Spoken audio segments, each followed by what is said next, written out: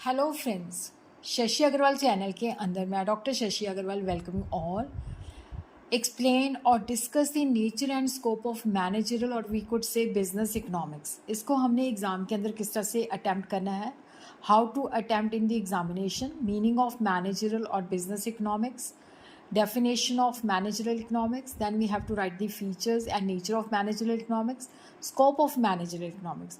अगर आपको मेरा ये एफर्ट सही लगता है तो इस वीडियो को लाइक कीजिए, शेयर कीजिए तथा मेरे चैनल शशि अग्रवाल को सब्सक्राइब कीजिए। First we have to write the meaning of managerial और बिजनेस इकोनॉमिक्स। मैनेजरियल इकोनॉमिक्स को हम सिंपल भाषा में कह सकते हैं integration of economic theory to the business practices, कि जो इकोनॉमिक्स के अंदर हम सीखते हैं, बिज़नेस के अंदर जो हम प्रॉब्लम फेस करते हैं वहाँ पे हम इकोनॉमिक्स थ्योरी और कंसेप्ट्स को अप्लाई करके वो सॉल्व करते हैं। मैनेजरियल इकोनॉमिक्स दो शब्दों से बना हुआ है, मैनेजरियल प्लस इकोनॉमिक्स। और मैनेजरियल जो है डैट इज़ दी मैनेजमेंट, जो फंक्शनल प्लानिंग के साथ कंसर्न है। और फंक्शनल प्लानिंग का मतलब है decision making and forward planning, जिसके अंदर we have to make a choice as the resources are limited. और फॉरवर्ड प्लानिंग जो है that is linked with the future. Economic का मतलब होता है कि रिसोर्सेज लिमिटेड हैं, अनलिमिटेड वांट्स हैं, तो किस तरह से हमने लिमिटेड सोर्सेज को उनमें डिस्ट्रीब्यूट करना है, एलोकेट करना है, ताकि हम जो अपनी सेटिस्फेक्शन है उसको ऑप्टिमाइज़ कर सकें। मैनेजरियल इकोनॉमिक्स जो है इकोनॉमिक्स थ्योरी को और जो कंसेप्ट्स हैं उनको बिज़नेस के अंदर हम किस तरह से अप्लाई करते हैं वो हमें बताती है। Managerial economics is the application of economic theory and quantitative method to managerial management decision making. के बाद है डेफिनेशन। इसमें आप एक डेफिनेशन दे दो, managerial economics applies economic theory and method to business and administrative decision making. Nature के अंदर ये अप्लाइड इकोनॉमिक थ्योरी है, क्योंकि इकोनॉमिक्स जो हमें थ्योरीज और मॉडल्स देती है उसको हम बिज़नेस के अंदर यूज़ करते हैं। ये प्रैग्मेटिक है क्योंकि प्रैक्टिकल है, जिसके अंदर हम वाइज चॉइसेस करते हैं। और ये पॉजिटिव भी है, नॉर्मेटिव भी है, जो चीज़ें जैसी हैं उसको डिस्क्राइब करती है। उसी तरह ये बताती है कि पॉलिसी इस तरह की होनी चाहिए।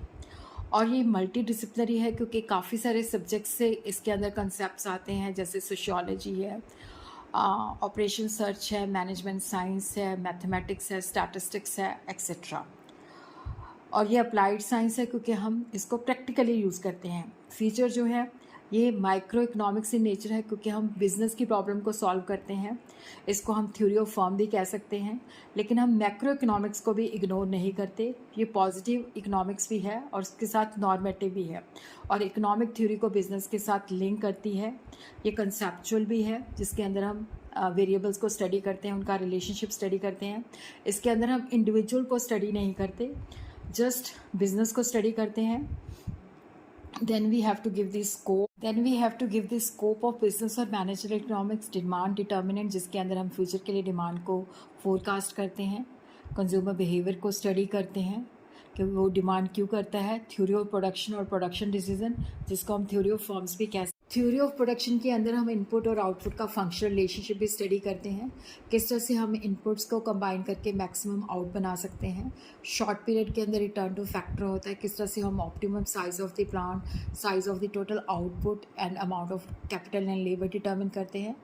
Then we understand the cost analysis concept. Cost classification क्या है, एलिमेंट ऑफ कॉस्ट क्या है, किस तरह से कॉस्ट को हम एस्टिमेट करते हैं। Cost volume profit analysis. Different market structures को किस तरह से हम स्टडी करते हैं ताकि हम प्राइस को फिक्स कर सकें। फिर किस तरह से हम एडवर्टाइजिंग बजट जो है तैयार करते हैं ताकि एडवर्टाइजिंग का मैक्सिमम बेनिफिट ले सकें। किस तरह से रिसोर्सेज को एलोकेट करते हैं, किस तरह से हम अपने प्रॉफिट्स को मैनेज करते हैं। फिर उस तरह से क्या है कि जो हम प्रोजेक्ट के अंदर इन्वेस्ट करते हैं उसको किस तरह से हम एवेलुएट करते हैं। जो हमारी इन्वेंट्री है उसको किस तरह से मैनेज करते हैं। किस तरह से हम देखते हैं कि ऑप्टिमम इन्वेस्टमेंट होनी चाहिए, ना अंडर इन्वेस्टमेंट ना ओवर इन्वेस्टमेंट होनी चाहिए। फिर किस तरह से, क्योंकि अनसर्टेनिटी प्रिवेल करती है, तो किस तरह से हम अपने डिसीजंस को ऑप्टिमाइज़ करते हैं।